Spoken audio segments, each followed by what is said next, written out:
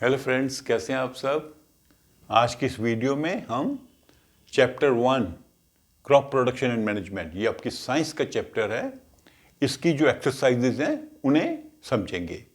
तो इस टॉपिक पर मैंने एक वीडियो बनाया था जिसमें मैंने उस एक्सरसाइज के क्वेश्चन नंबर 1 to 5 आपको समझा दिए थे। तो वे वीडियो आप देख लेना। तो अभी आज हम क्या करेंगे, क्वेश्चन नंबर 6 ऑनवर्ड जो है उन्हें समझेंगे। तो क्वेश्चन नंबर 6 हम लेते हैं, व्हाट इज इरिगेशन। ये हमने बताना है। और क्या बताना है, two methods of irrigation which conserve water. Two methods बताने हैं जिसमें पानी कंजर्व होता है, मतलब पानी वेस्ट नहीं होता, हम पानी का सही मात्रा में उपयोग कर सकते हैं। Methods which conserve water, conserve होना बचा के रखना उसको, वाटर।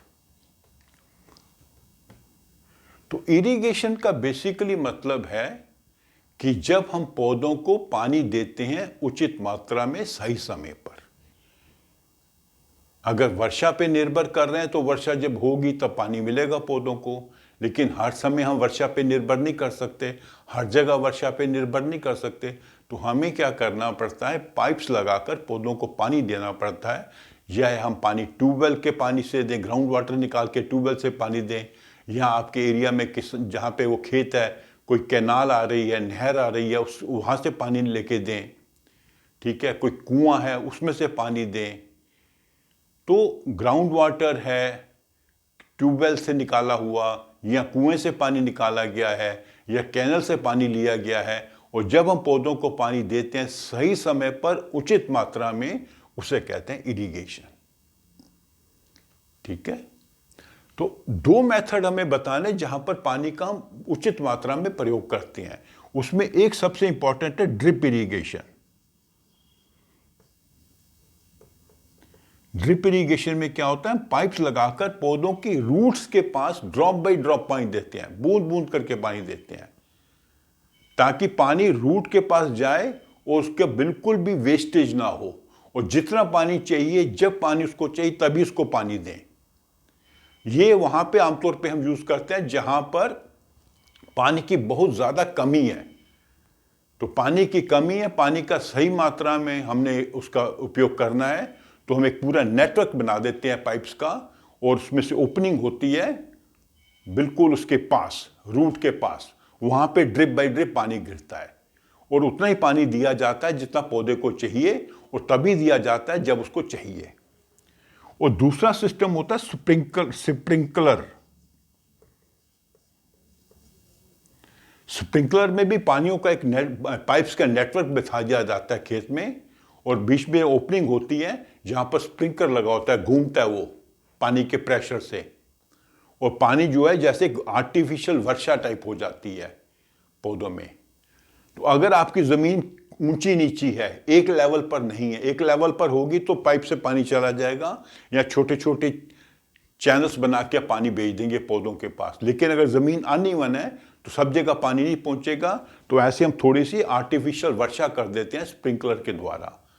तो वहां पे भी हम कब पानी देना है, कितनी मात्रा में देना है, उस डिसाइड करके ही हम स्प्रिंकलर को ऑन करते हैं, ताकि पानी का हमारा सही मात्रा में यूज हो, उपयोग हो। तो ये आपका आंसर है इसमें। इसको आप खुद लिखने की प्रैक्टिस करिए। इंपॉर्टेंट होता है कि बच्चों को कई बार टॉपिक पता होता है, उसका आंसर भी पता होता है, तो लिख नहीं पाते। लिखने के लिए प्रैक्टिस की बहुत ज़रूरत होती है। आप उसको लिखिए, समझ लीजिए टॉपिक को, फिर कुछ बुक से भी हेल्प लेके आप उसको लिख सकते हैं, ठीक है। तो ये हो गया हमारा क्वेश्चन नंबर 6। अभी आ जाते हैं क्वेश्चन नंबर 7 पर। ये भी मैं आपको समझा देता हूं, फिर आपको थोड़ा प्रैक्टिस करनी पड़ेगी इसको लिखना कैसे है।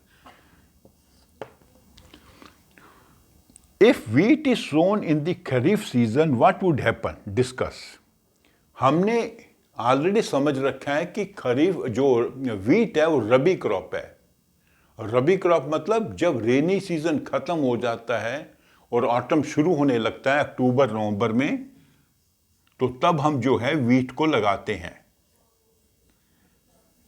और इसको हम अप्रैल में काटते हैं, इसकी हम करते हैं हार्वेस्टिंग। तो इस मौसम में बारिश बहुत कम होती है और मौसम भी बहुत गर्म, अधिक गर्म नहीं होता, क्योंकि अब रेनी सीजन खत्म हो गया है, ऑटम है और विंटर आएगी, तो टेम्परेचर भी कम होता है, पानी भी कम होता है। तो वीट को क्या चाहिए, ज्यादा गर्मी नहीं चाहिए और पानी कम मात्रा में चाहिए। तो अगर हम इसको खरीफ में लगाएंगे, खरीफ कब शुरू होता है, मई में, जब रेनी सीजन शुरू होगा। तो जैसे अगर हम मई में लगा दिया तो रेनी सीजन होगा, पानी बहुत ज्यादा आ जाएगा खेत जमीन में, खेत के अंदर, और दूसरा गर्मी भी बहुत होती है, तो हमें ना ज्यादा गर्मी चाहिए ना ज्यादा पानी चाहिए। और बरसात में कई प्रकार के कीड़े भी होते हैं जो फसलों को नुकसान पहुंचा सकते हैं। तो अगर हम वीट लगा देंगे खरीफ में से मई जून में, तो वो पौधे नहीं लगेंगे, क्योंकि पानी ज्यादा मिल जाएगा, जमीन में ज्यादा होगा, गर्मी भी ज्यादा होगी, और उस कई प्रकार के कीड़े होंगे जो सर्दियों में नहीं होते, वो उसको खराब कर देंगे। तो क्या चीजें हैं, हाई टेम्परेचर है खरीफ में, वाटर भी ज्यादा है, एक्सेस वाटर है, और कई प्रकार के कीड़े होंगे, पेस्ट होंगे। तो इन तीनों के कारण जो है हमारी वीट की फसल नहीं लगेगी। पौधे उगे भी तो वो अच्छे हेल्दी पौधे नहीं होंगे, उनमें कोई दाने नहीं निकलेंगे। इसलिए हम जो है वीट को खरीफ सीजन में नहीं लगा सकते। खरीफ सीजन में हम वही लगाते हैं जिन्हें ज्यादा पानी चाहिए, ज्यादा गर्मी चाहिए, और उस पर उस समय के जो कीड़े होते हैं उनको वो टॉलरेट कर लेते हैं, वो कीड़े उनको डैमेज नहीं कर पाते। तो ये आपका हो गया क्वेश्चन नंबर 7। तो अभी हम आ जाते हैं क्वेश्चन नंबर 8 पे। Explain how soil gets affected by continuous plantation of crops in the field. अगर एक खेत में बार बार फसल बोएं तो क्या होगा, जो हम पौधा लगाते हैं जमीन में, वो जमीन से दो चीजें लेता है, एक लेता है पानी और दूसरा न्यूट्रिएंट्स। ठीक है, तो जब बार बार हम वहां पे फसल लगा रहे हैं तो उसमें क्या होगा कि पानी की धीरे धीरे कमी होगी और न्यूट्रिएंट्स की भी कमी होगी। फिर एक समय आएगा जो पौधे हम लगाएंगे उनकी ग्रोथ प्रॉपर नहीं होगी। ठीक है, तो इसलिए दो चीजें होती हैं, एक तो क्रॉप रोटेशन, अलग अलग प्रकार के हम क्रॉप्स लगाते हैं, क्योंकि हर क्रॉप की जो रिक्वायरमेंट है न्यूट्रिएंट्स की और पानी की अलग होती है। उससे क्या होता है कि जमीन की फर्टिलिटी बनी रहती है, और कहीं जगह पे जमीन को बीच में खाली छोड़ दिया जाता है, उस पर कोई फसल नहीं लगाई जाती, ताकि उस पीरियड में जब फसल नहीं लगी है तो नेचुरल जो डिकम्पोजिशन होगा या वर्षा होगी उससे सॉइल में फर्टिलिटी भी बनी रहेगी और पानी भी बना रहेगा। तो लगातार अगर हम क्रॉप्स लगाते रहेंगे तो जमीन में एक तो पानी की कमी हो जाएगी और दूसरा न्यूट्रिएंट्स की कमी हो जाएगी। दो चीजें हैं जो आपने लिखनी है, पानी की कमी सॉइल में कम होगी और न्यूट्रिएंट्स की कमी होगी।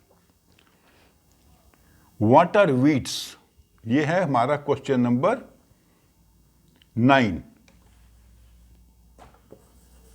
तो वीड्स तो अभी हमने वीडियो में आपको समझाया था, वो प्लांट्स हैं जो डिजायरेबल नहीं है, अनडिजायरेबल प्लांट्स, खरपतवार कहते हैं, जो अपने आप उगाते हैं, और जब उगाते हैं तो ये हमारे प्लांट्स को डिप्राइव कर देते हैं, वंचित कर देते हैं, किस चीज से, पानी से और न्यूट्रिएंट से और सनलाइट से भी और जगह से भी, जगह घेर लेंगे, हमारा प्लांट ग्रो नहीं कर पाएगा। उसका पानी ले लेंगे जमीन से, हमारे प्लांट को उचित मात्रा में पानी नहीं मिलेगा। न्यूट्रिएंट्स ले लेंगे, हमारे प्लांट्स को उचित मात्रा में न्यूट्रिएंट्स नहीं मिलेंगे। और अगर पौधे बड़े हो गए तो धूप भी ले लेंगे, हमारे प्लांट को धूप भी नहीं मिलेगी। तो ये हमारे प्लांट्स को वंचित कर देते हैं, डिप्राइव करते हैं फ्रॉम वाटर, वाटर से डिप्राइव करते हैं, न्यूट्रिएंट से डिप्राइव करते हैं। डिप्राइव करना मतलब वंचित कर देना, सनलाइट एंड स्पेस, जगह घेर लेंगे। इसलिए इनको निकालना जरूरी होता है खरपतवार को। और कैसे निकालते हैं? पहला तो जब हम जमीन को प्रिपेयर करते हैं, हल चलाते हैं, ट्रैक्टर चलाते हैं, उस समय ही निकल आते हैं, उनको हटा दिया जाता है। फिर जब प्लांट्स लगा दिए हमने, क्रॉप लगा दी, हमारे जो क्रॉप के पौधे निकले, तो साथ में अगर वो निकल आते हैं खरपतवार, उनको उखाड़ना पड़ता है मैनुअली। किसान को वहाँ पे अपने मजदूरों के साथ मिलकर उनको निकालना पड़ता है। या फिर वीडीसाइड्स डालते हैं। वीडीसाइड्स वो केमिकल्स हैं जो इन प्लांट्स को खत्म कर देते हैं, मार देते हैं। तो ये हो गया आपका क्वेश्चन नंबर 9। तो अभी आ जाते हैं क्वेश्चन नंबर 10 पे। 10 पे क्या किया है उन्होंने? स्टेप्स दिए हुए हैं 7। तो आपने बताना है कि ये किस स्टेप में, किस ऑर्डर में होंगे। शुगर केन हमने लगाना है। तो सबसे पहले क्या हम करेंगे? प्लोइंग द फील्ड, 6 वाला आएगा। खेत को हम हल चला के, खेत में हल चला के जमीन को तैयार करेंगे। ये पहला स्टेप होगा हमारा, जो 6 वहां पर लिखा हुआ है। इसको यहां पे मैं 6 कर देता हूं। ये फर्स्ट स्टेप होगा हमारा। फिर उसके बाद में क्या होगा? अच्छा, प्रिपरेशन ऑफ सॉइल। एक्चुअली यहां पे आना चाहिए प्रिपरेशन ऑफ सॉइल, ये सेकंड स्टेप होगा।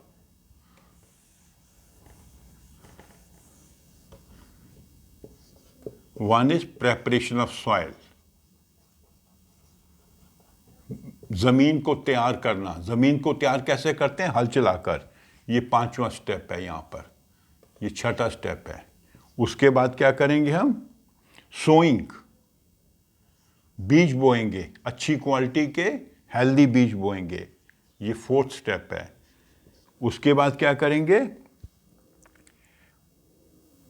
पानी देंगे, उचित मात्रा में सही समय पर पानी देंगे, इरिगेशन। ये आपका यहां पर स्टेप है 2। और 5वां क्या करेंगे? मैन्योर, उसमें खाद डालेंगे। ये स्टेप है 7। तो आपका 2, 3, 5, 6, 7। 3 में क्या है? हार्वेस्टिंग, कटाई होगी। अब पौधा बड़ा हो गया और उचित समय पर हम इसकी कटाई करेंगे। ये स्टेप नंबर बुक में लिखे हुए हैं, इस ऑर्डर में करने हैं। पहला ये होगा, सेकंड, थर्ड, फोर्थ, 7। और लास्ट स्टेप क्या होगा? हमने उसको काट लिया, गन्नों को, उसको भेज देंगे फैक्ट्री में। 7, सेंडिंग टू द फैक्ट्री। ये 7th स्टेप आएगा यहां पर। सॉरी, ये 1 स्टेप, नंबर 1। जो नंबर 1 है यहां पर, वो 7th स्टेप होगा। इन्होंने जो 1 लिखा है वो एक्चुअली लास्ट स्टेप है। गन्ना काट के हमने फैक्ट्री को भेज दिया। इस ऑर्डर में हम इनको करेंगे। ये ऑर्डर हमने बताना है आंसर में। ये आपका क्वेश्चन नंबर 10 है।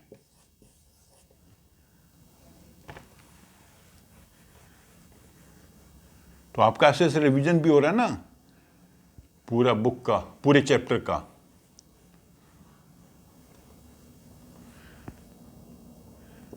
Question number 11। क्वेश्चन नंबर 11 में है क्रॉसवर्ड पजल बनाया हुआ है। अगर आप देखेंगे बुक में, ये क्रॉसवर्ड पजल बनाया हुआ है। ठीक है, तो यहां पे इन्होंने हिंट दिया। यहां पे लिखा है ISHGWC।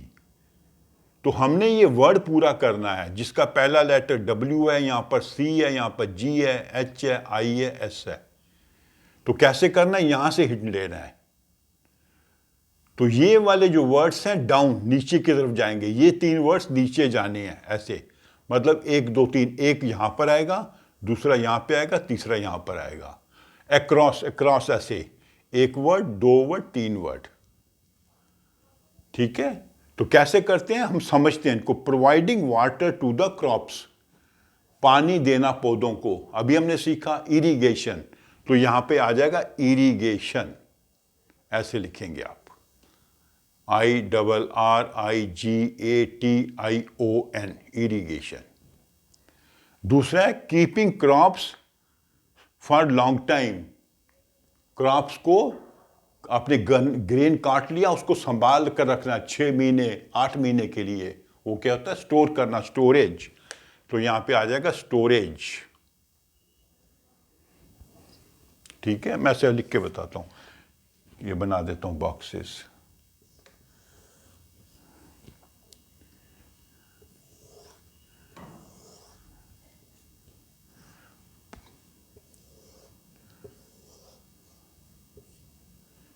फिर ये बीच में कौन सा है,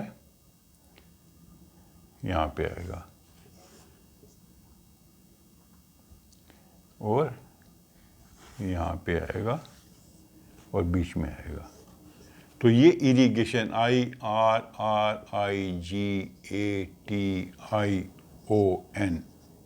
ये स्टोरेज STORAGE, ऐसे लिखना है। तीसरा है certain plants of the same kind crop in a large, एक ही जगह पर एक तरह के प्लांट लगाते हैं। यहां पे C लिखा है, CROP, क्रॉप। तो ये हमने डाउनवर्ड लिख दी है। अक्रॉस में लिखना है machine use for cutting, machine use करते हैं हार्वेस्टर, HA, यहाँ पे A भी आएगा, HARVESTOR, एक्चुअली T यहाँ पे आना था, ऐसे यहाँ कर देते हैं, TOR, हार्वेस्टर। फिर क्या है, rabi crop which is also one of the pulses, 4 gram, irrigation. तो ये यहां पे आना था एक्चुअली, ठीक है, यहां पे आना था, GRAM, ग्राम। फिर क्या है, हार्वेस्टर ग्राम हो गया, विनोइंग यहां पे आएगा लास्ट में, विनोइंग, यहां पे आएगा विनोइंग। विनोइंग का मतलब क्या होता है, उसको अलग करना, ग्रेन और शेफ को अलग करना। थ्रैशिंग में हम उसको शेफ और ग्रेन को अलग करते हैं, पर वो इकट्ठे हैं, उसके बाद में उसको विनोइंग किया जाता है। विनोइंग करने से ग्रेन अलग हो जाएंगे, शेफ अलग हो जाएंगे, यहाँ पे विनोइंग आएगा। तो ऐसे ही आप कंप्लीट कर सकते हैं। तो फिर से मैं समझा देता हूँ बुक में, यहाँ पे इरिगेशन, स्टोरेज, हार्वेस्टर, ग्राम, विनोइंग, और यहाँ पे क्रॉप। तो ये आपके पूरे क्वेश्चंस हो गए इस एक्सरसाइज के। तो अगर आपको ये वीडियो अच्छी लगी हो तो इसे आप अपने फ्रेंड्स के साथ शेयर भी करो, और मेरे चैनल को सब्सक्राइब भी करो। Thank you.